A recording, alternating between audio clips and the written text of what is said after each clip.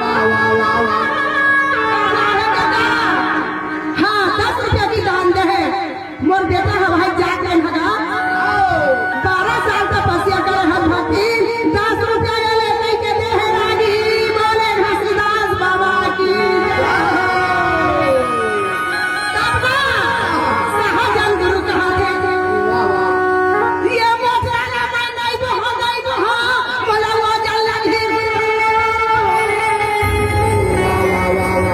caucus बेटा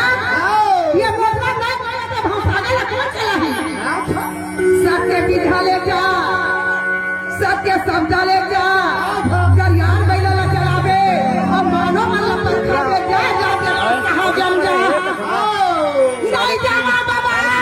पर दुख खजूर मगा नहीं माना संत तोरे जाए पड़ी के जा कहा थे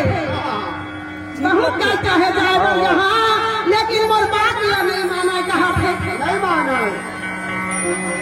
तो क्या कहा थे जान